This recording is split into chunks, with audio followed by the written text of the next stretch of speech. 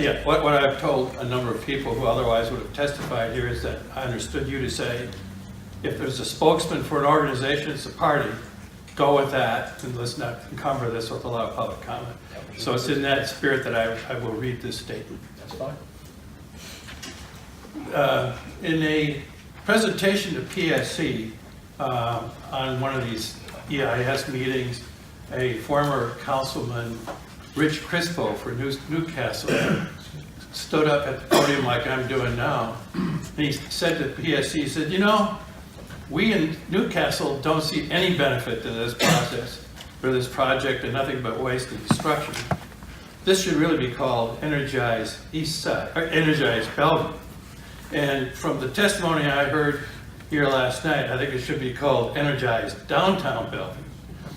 There's no need to build an 18-mile transmission project through densely residential neighborhoods in 4 East Side cities when there are ways to address reliability limited strictly to Bellevue.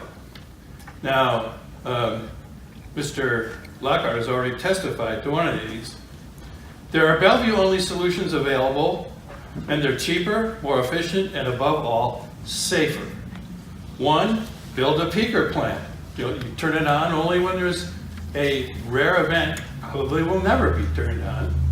But you build it next to the transfer station, for example, in Factoria, next to I-90, or other acceptable Bellevue location near where the load is. That's power planning 101.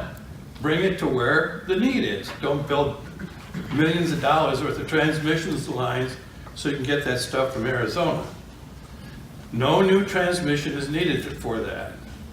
And Mr. Lockhart also mentioned option number 2.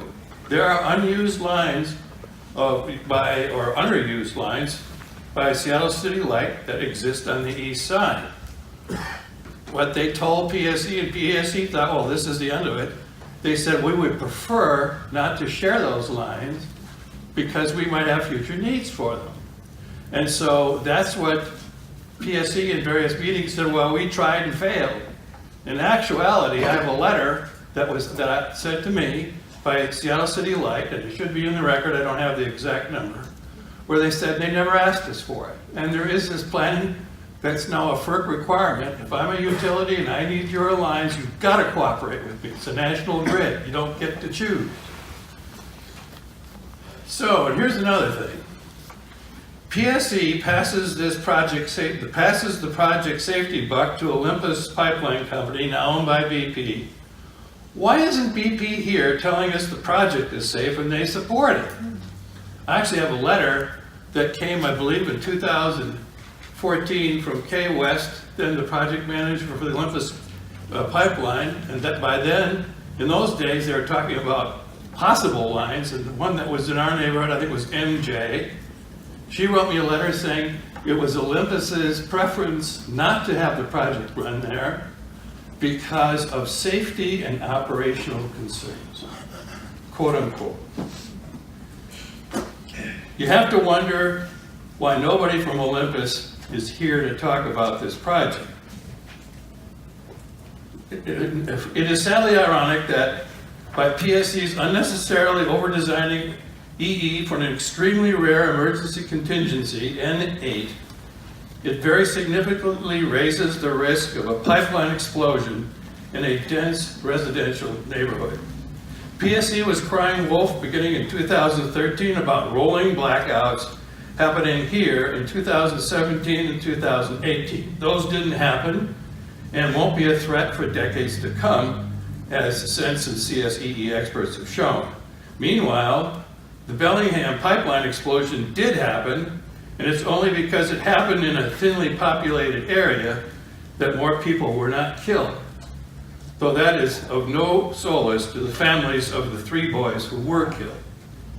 PSE was fined by the WUTC in 2008, and this is a quote, for having intentionally falsified gas pipeline safety inspection records for 4 years. They were given a $1.25 million fine, the biggest ever issued by WTC. PC did that to cut costs. And now we're supposed to trust them for pipeline safety? Now we hear from them saying, well, Energize Eastside is adding to an existing energy corridor that's been in use since the 1920s. Replacing existing poles with bigger ones and doubling the voltage with new lines is not only dangerous, increasing arcing potential, it also would saddle the east side for decades with outdated 19th century poles and wires technology. Our ratepayer dollars should be spent on solutions that offer efficiencies and a more decentralized and agile grid. The right answer for Bellevue's future is eventually to take down the existing poles and wires and make of this corridor a green belt, not a permanent environmental cancer. Now let's just get to some fundamentals. So let's take away all these notebooks and everything else. If you've got a project A and a project B, and they can accomplish the same thing, but A has the risk, however remote, of killing hundreds of people in a malfunction along with massive property damage, but project B doesn't, and B is on top of that, vastly cheaper and less environmentally harmful, why in the world would anyone pick project A? Thank you. Thank you, Mr. Johnson. Okay.